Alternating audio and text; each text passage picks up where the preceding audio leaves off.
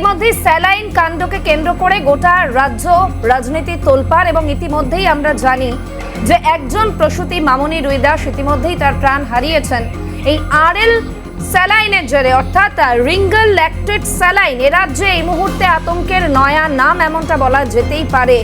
এবং এর পাশাপাশি তিনজন প্রসূতি, তাদের অবস্থার রীতিমতো আশঙ্কাজনক। তাদের নাম নাসরিন খাতুন, মিনারা বিবি এবং মাম্পি সিং। তাদের রীতিমতো গ্রিন করিডোর করে নিয়ে আসা হয়েছে এসএসকেএমে এবং লাইফ সাপোর্টে রাখা হয়েছে তাদের। এবং যেমনটা জানা যাচ্ছে রীতিমতো সংকটজনক পরিস্থিতি রয়েছে তাদের। এবং এই মুহূর্তে এখনো পর্যন্ত চিকিৎসকদের পর্যবেক্ষণে রয়েছেন তারা, এবং যেভাবে তাদের আনা হয়েছে তাদের পরিস্থিতি এতটাই সংকটজনক যে যেই অ্যাম্বুলেন্সে করে নিয়ে আসা হয়েছিল সেই অ্যাম্বুলেন্স থেকে তাদের চিকিৎসা স্থল পর্যন্ত নিয়ে যাওয়ার সময়টুকু পর্যন্ত অত্যন্ত ক্রিটিক্যাল ছিল। শরীরে একাধিক কমপ্লিকেশন রয়েছে, কিডনিতে সংক্রমণ রয়েছে, হিমোগ্লোবিন কমেছে, অক্সিজেন কমেছে এবং একাধিক কমপ্লিকেশন রয়েছে তাদের শরীরে। কিন্তু প্রশ্ন হলো এই ঘটনার দায় কার? আরজি করের পর স্যালাইন কাণ্ড, ফেরেনি হুঁশ, ফের ফাটল, রাজ্যের বেহাল, ফের ফাটল দেখা যাচ্ছে স্বাস্থ্য ব্যবস্থায়, বেহাল স্বাস্থ্যের ফানুষ। বিষাক্ত স্যালাইনে প্রসূতির মৃত্যু দায় কার? এই প্রশ্ন উঠছে। সরকারের যারা মাথা তাদের বিবেকের দরকার। জীবে প্রেম দূরস্ত, বাংলায় স্বাস্থ্যে জীবন সংশয়। কবে নড়বে টনক? কোন টনিকে মিলবে বরাভয়? এই প্রশ্ন আজ অত্যন্ত প্রাসঙ্গিক, কারণ যেই ছবি আমরা দেখতে পাচ্ছি এর আগেও এ রাজ্যের বিভিন্ন ক্ষেত্রে দুর্নীতির অভিযোগ উঠেছে, কিন্তু স্বাস্থ্য ক্ষেত্রে বারংবার দুর্নীতির অভিযোগ আনা হয়েছে। এবং আমরা দেখেছি আরজি করের সময়কালে তখন যে আন্দোলন চলেছে সেই সময় বারংবার জুনিয়র চিকিৎসক থেকে শুরু করে আন্দোলনকারীরা তারা বারংবার একটা বিষয় তুলে ধরেছিলেন। তাদের যে দাবি ছিল সেই দাবিপত্রের পাশাপাশি একটা বিষয় তারা কোনো একটা জায়গায় গিয়ে বারবার আলোকপাত করার চেষ্টা করছিলেন যে এ রাজ্যের স্বাস্থ্য ব্যবস্থায় ঘুঘুর বাসা। এই প্রশ্ন কিন্তু সেই সময়কালেও বারংবার উঠে আসছিল এবং আজকে যে ঘটনা ঘটছে তারপর সেই প্রশ্ন কোনো একটা জায়গায় গিয়ে যেন আরও প্রাসঙ্গিক হয়ে উঠছে। এবং একটু মনে করিয়ে রাখি আপনাদের, গত বছর অর্থাৎ 2024-এর নভেম্বর মাসে আমরা জানি কর্ণাটকে 4 জন প্রসূতি প্রাণ হারিয়েছিলেন। এই ঘটনার এই স্যালাইনের জেরেই তাদের প্রাণহানি হয়েছিল। এবং তারপর এই যে স্যালাইনের বর্তমানে নাম উঠে এসেছে আরএল স্যালাইন, অর্থাৎ রিঙ্গল ল্যাকটেড স্যালাইন। এই স্যালাইনের যে উৎপাদনকারী সংস্থা পশ্চিমবঙ্গ ফার্মাসিউটিক্যাল, সেই সংস্থাকে রীতিমতো ব্ল্যাক লিস্টেড করা হয়।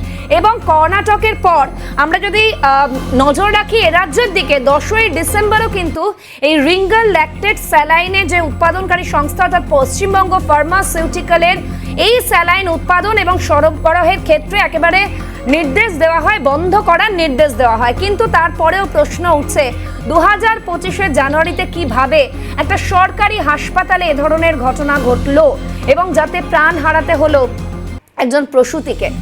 এবং দেখুন কতটা দুঃখের বিষয় যে তারা পরিবারের সদস্যরা গিয়েছিলেন একেবারে বছরের শুরুতে শুভ সংবাদের জন্য, তারা গিয়েছিলেন সেখানে, কিন্তু তাদের ফিরতে হলো নিরাশা নিয়ে। এবং দেখুন এই মুহূর্তে বেশ কিছু প্রশ্ন উঠছে। এক প্রসূতির মৃত্যুর পরও অন্যদের যে স্থানান্তর করা হলো অর্থাৎ এসএসকেএমে নিয়ে আসা হলো, সেক্ষেত্রে এতটা কেন দেরি হলো এই প্রশ্ন উঠছে। স্থানান্তরের ক্ষেত্রে কেন এতটা দেরি? গ্রিন করিডোর করে নিয়ে আসা হয়েছে এসএসকেএমে ঠিকই, কিন্তু এতটা দেরি কেন হলো? মামনি রুইদাসের মৃত্যুর পর এই 3 জনকে নিয়ে আসার সময় এতটা সময় নষ্ট কেন করা হলো, যখন জানা কথা যে তাদের শরীরে একাধিক কমপ্লিকেশন রয়েছে? অনেক প্রশ্ন উঠছে এখান থেকে। আরও এর পাশাপাশি আরও একটি প্রশ্ন, মেদিনীপুর মেডিকেল কলেজেও অপর্যাপ্ত চিকিৎসা ব্যবস্থা। ঠিকই তো, দেখুন একটা সরকারি হাসপাতাল, সেখানে বহু মানুষ যারা মূলত একটু মধ্যবিত্ত বা নিম্ন মধ্যবিত্ত পরিবারের মানুষ, তারা যান সেখানে চিকিৎসার আশায়। এবং সেখানে যদি এই চিকিৎসার ক্ষেত্রে বেসিক যে বিষয়, সেখানে যদি এই ঘটনা ঘটে তাহলে তো প্রশ্ন উঠছে। আরও প্রশ্ন রয়েছে, অন্য রাজ্যে নিষিদ্ধ সংস্থা স্যালাইন কেন ব্যবহার করা হলো?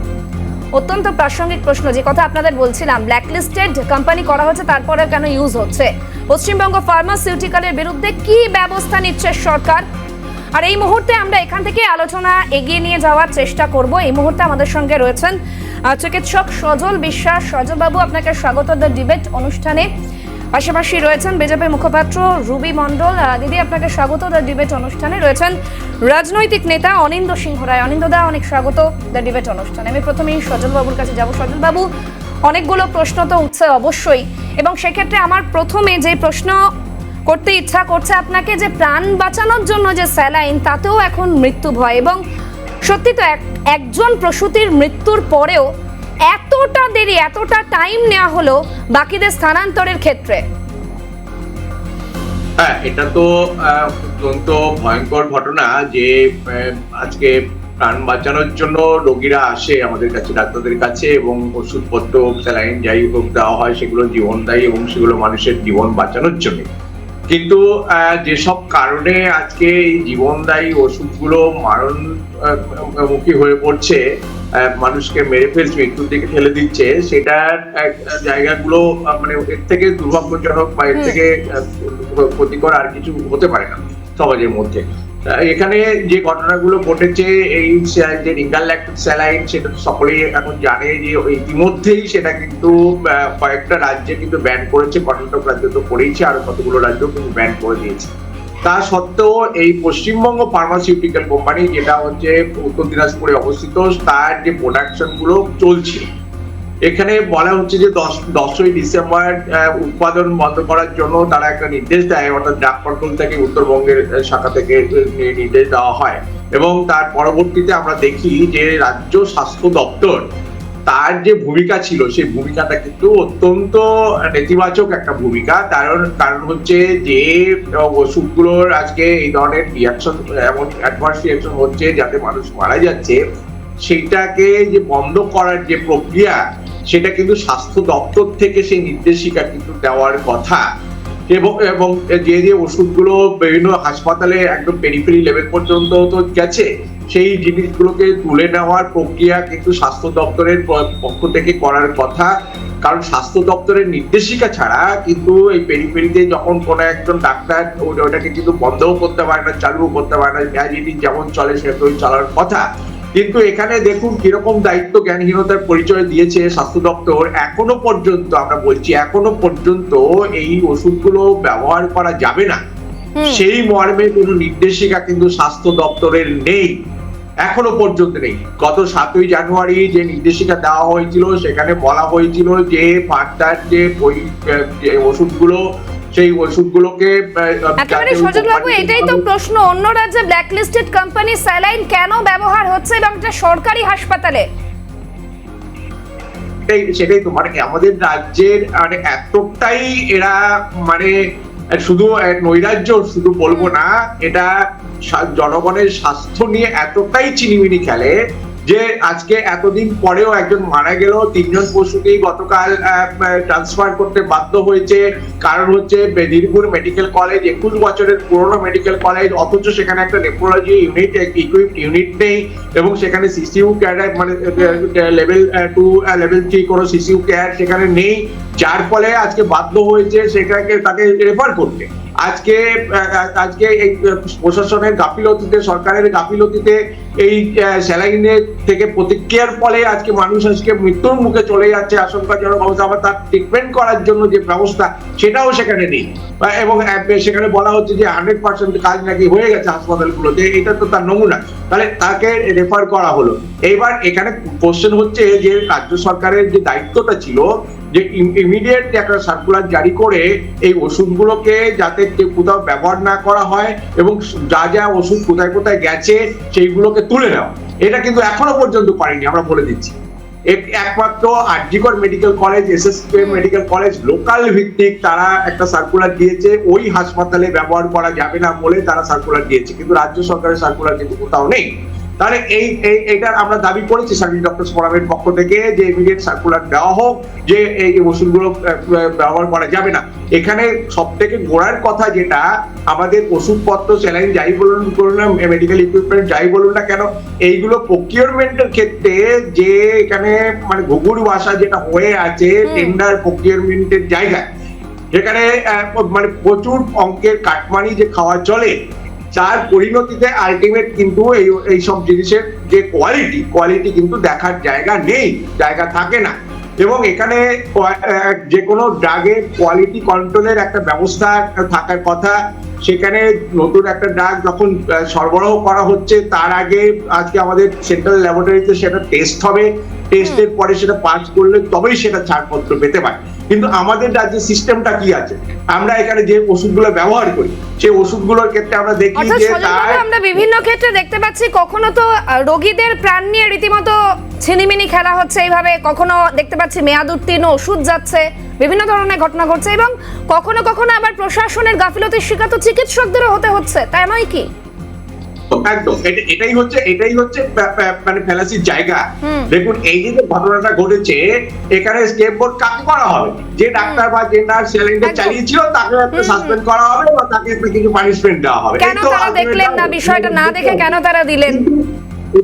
এটা দোষটা সেই জায়গাটা কিন্তু দেখতে হবে। স্বাস্থ্য দপ্তরের প্রিন্সিপাল সেক্রেটারি এখনো পর্যন্ত থেকে নির্দেশিকা দেয়নি, তাহলে সে তাকে কে সাসপেন্ড করবে, তার দায়িত্ব কে নেবে?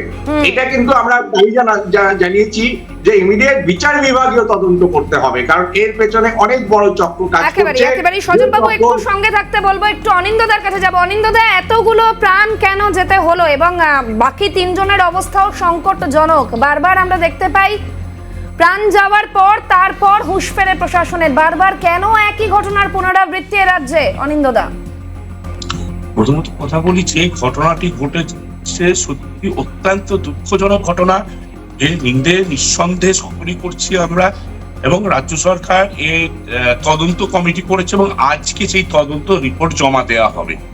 প্রথমেই বলছি সত্যি করে যে ঘটনা ঘটেছে কাম্য নয়, কিন্তু আমি ডাক্তার সজল বাবু বিশ্বাসের কাছ থেকে কতগুলো কথা শুনছিলাম। উনি একজন ডাক্তার মানুষ, আমরা সাধারণ মানুষ। উনি এর মধ্যে ওরা নৈরাজ্য করা শুরু করে দিয়েছে, এই আমরা করছি না ওরা করছে রাজনীতি শুরু করে দিলেন। আপনাদের স্বাস্থ্য দপ্তরে কোনো গাফিলতি হয়েছে কি হয়নি রিপোর্ট দেখা যাক না, রিপোর্টটা আসুক, কিন্তু আপনি কনক্লুশনে পৌঁছে গেলেন ওরা নৈরাজ্য করছে। ওরা বলতে আপনি কাকে বোঝাচ্ছেন? আজকে একটা মৃত্যু হয়েছে, একটা দুর্ভাগ্যজনক ঘটনা, দুঃখজনক ঘটনা, সেখানে আপনার মতো ডাক্তাররা হয়তো দোষী, হয়তো, আমি জানি না কি। আপনি ওরা আমরা কথাটা এর মধ্যে কেন করলেন বুঝতে পারলাম না। বলে দিলেন প্রকিউরমেন্টের জন্য কাটমানি খাওয়া, খুব ইজি বলে দেওয়া, জানেন তো এই ব্যাপারগুলো কাটমানি খাওয়া। আপনাকে প্রমাণ থাকলে দিন না যে এইভাবে কাটমানি খাওয়া হচ্ছে, এই দেখুন কাটমানি খাচ্ছে। আপনি একটা সংবাদ মাধ্যমের সামনে আছেন, লক্ষ লক্ষ লোক যেখানে দেখছে, একটা ভাষা কথা বলে দিলেন কাটমানি খাওয়া হয়, তার কোনো এভিডেন্স নেই। আবার বলছি এই দুঃখজনক ঘটনা, তার তদন্ত হচ্ছে, তদন্ত রিপোর্ট বেরো, এখানে যদি কেউ করে তার জন্য যে অপরাধী তার সাজা হবে, কিন্তু এটা নিয়ে রাজনীতি করার কি দরকার আছে? রাজ্য সরকারের আমরা দেখেছিলাম 2011 সালের আগে ফেয়ার প্রাইস কোথায় ছিল? ন্যায্য মূল্যে যে আমরা ওষুধ পাই কোথায় ছিল সেই সময়? এতগুলো ন্যায্য মূল্যে ওষুধ করা হয়েছে, গরিব মানুষকে ট্রিটমেন্টে করা দেওয়া হচ্ছে, তার মধ্যে হয়তো অন্যায় কিছু হয়েছে, নিঃসন্দেহ হয়েছে, দুঃখজনক ঘটনা, কিন্তু সেটাকে নিয়ে ওরা আমরা এই করাটা বোধহয় ঠিক নয়। চলে আসুন সবাই মিলে বলি যে আরো স্বাস্থ্য ব্যবস্থায় কি করে উন্নতি করা যায়। আজকে অনেকগুলো সুপার স্পেশালিটি হসপিটাল হয়েছে, কার জন্য? মানুষের পরিষেবা দেওয়ার জন্য। কিন্তু তাহলে মেদিনীপুর মেডিকেল কলেজ থেকে কলকাতায় আনতে হলো কেন? যদি চিকিৎসা ব্যবস্থা সেখানে পর্যাপ্ত থাকতো তাহলে তো এত দূরে আনতে হতো না। দেখুন আমি আপনাকে বলি, মমতা বন্দ্যোপাধ্যায় রেফার করার ব্যাপারে অনেকবার কথা বলেছেন। আমি তো ডাক্তার নই, ডাক্তাররা মনে করেছেন এখানে না করে অন্য জায়গায় করলে ভালো হবে, এটা ডাক্তারদের উপর নির্ভর করছে। বেশ অনিন্দা, একটু সঙ্গে থাকতে বলবো, আমি একটু দিদির কাছে যাব। দেখুন রুবিদি, এই ঘটনা তো আমরা বারবার দেখেছি, তবে বারবার একই ঘটনা, একই প্রশ্ন। আমি অনিন্দদার কাছেও যেই প্রশ্ন নিয়ে গেছিলাম যে কবে টনক নড়বে প্রশাসনের, এবং বারবার মৃত্যু হচ্ছে, তারপর নড়ে চড়ে বসছে, কমিটি তৈরি হচ্ছে, তদন্ত হবে। আদৌ কি তদন্ত নিরপেক্ষ হবে? আপনারা কি সেই আশা রাখছেন?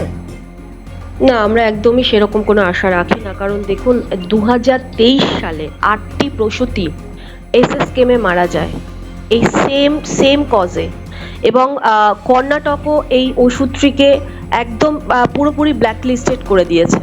তারপরও রাজ্য সরকারে দেখুন 7ই ডিসেম্বর যখন এসএসকেমে আবার পুনরায় যখন আমরা দেখলাম 2024-এর 7ই ডিসেম্বর পুনরায় যখন দেখলাম যে এই আবার প্রসূতি মারা যাচ্ছে সেম রিজনে, সেম এই মেডিসিনের জন্য, আমরা কিন্তু বারবার করে বলেছিলাম যে এটি পুরোপুরি বন্ধ করার ব্যবস্থা করা হোক, কিন্তু সেটা কিন্তু বন্ধ করা হয়নি। এবং যেটা সর্বপ্রথম দরকার সেটা হচ্ছে যেখানে যেখানে এটা সাপ্লাই হয়ে গেছে, সেই সাপ্লাই হয়ে গেছে তাদের কাছে নিশ্চয়ই পশ্চিমবঙ্গ সরকারের কাছে একটা লিস্ট রয়েছে যে কোথায় কোথায় সেটা সাপ্লাই হয়েছে, সেই যেই হসপিটালে এটা সাপ্লাই হয়েছে সেটা পুরোপুরি সেখান থেকে ডিস্ট্রয় করার ব্যবস্থা করা উচিত ছিল, সেটা কিন্তু করেনি। এবং 2024 সালেও আমরা কি দেখলাম, জুন মাসে এই সংস্থাকে পুনরায় এত মানুষ মারা যাওয়ার পরেও, এত ক্লেম থাকার পরও, এটাকে ব্ল্যাকলিস্টেড বিভিন্ন রাজ্য থেকে করার পরও 2024 সালের জুন মাসে এই সংস্থাকেই পুনরায় টেন্ডার দিয়েছিল।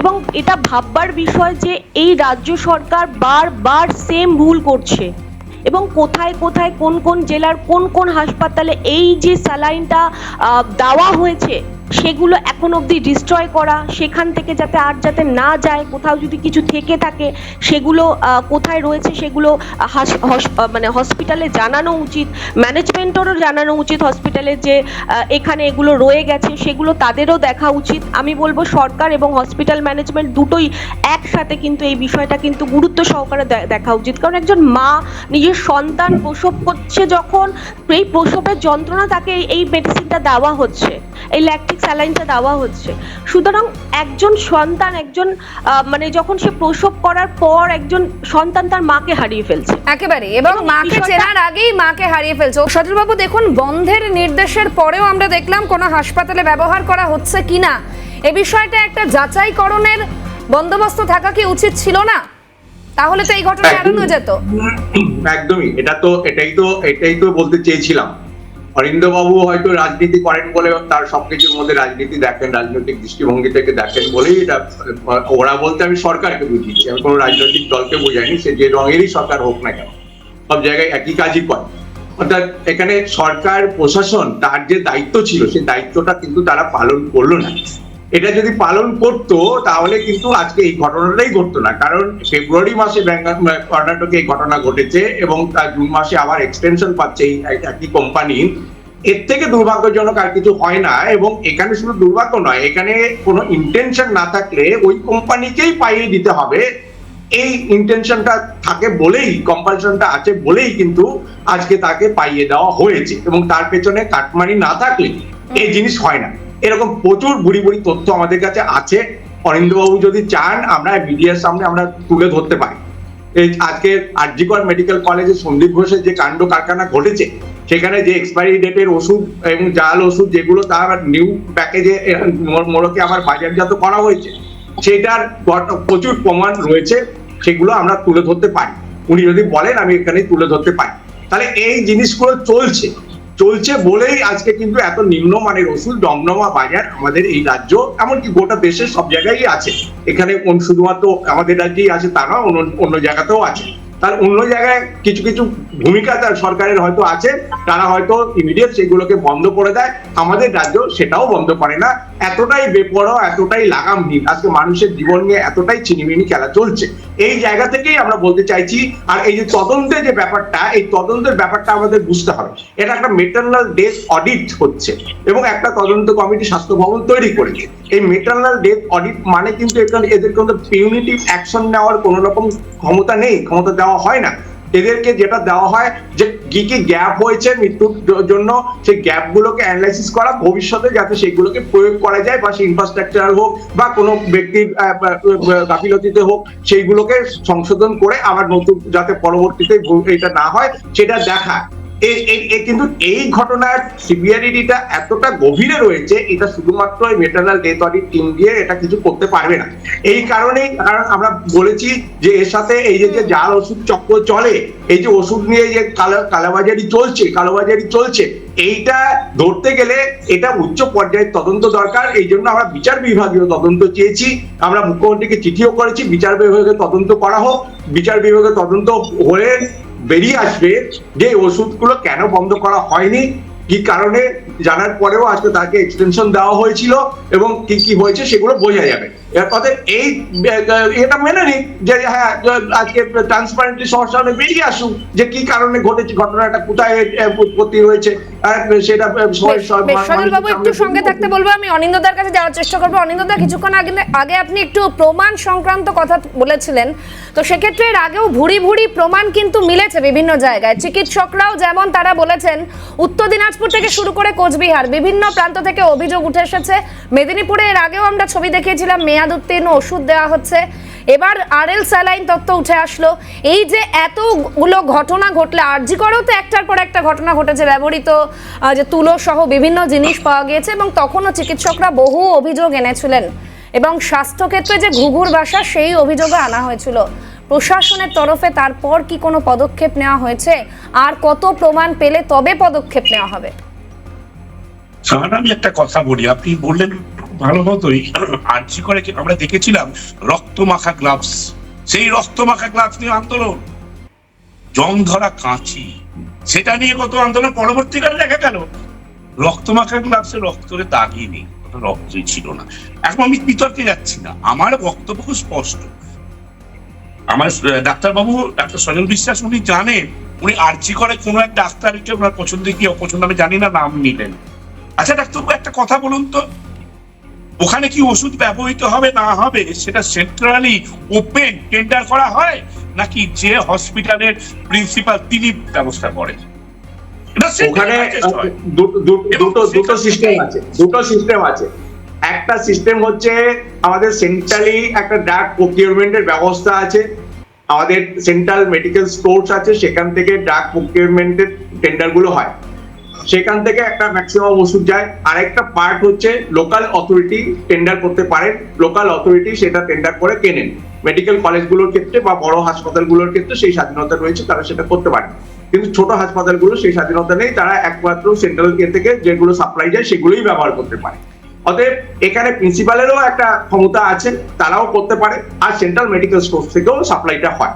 অতএব দুটো প্রক্রিয়াই কিন্তু চলে বড় হাসপাতালগুলোতে। একেবারে সজল বাবু এবং অনিন্দদা দুজনকে আমি একটু থামাতে বাধ্য হচ্ছি, কারণ সময়ের কাছে তো আমরা সকলেই দায়বদ্ধ। আমি রুবিদের কাছে যাওয়ার চেষ্টা করবো। রুবিদি, যে নির্দেশ দেওয়া হচ্ছে এবং ঘটনা বাস্তব যে ছবি উঠে আসছে, দুটোর মধ্যে কি একটা ফারাক রয়েছে বলেই আজকে এই ধরনের ঘটনা ঘটছে বারবার? কি মনে হয় খুব সংক্ষেপে? একদম তাই, শুধু তাই নয়, কিন্তু আমরা কিন্তু কলকাতা থেকে দেখেছি 40 রকম জালি ওষুধ কারবার চলছে এবং সেটা ভবানীপুরের মতো জায়গা থেকেও আমরা দেখেছি যে সেই তদন্ত হয়েছে।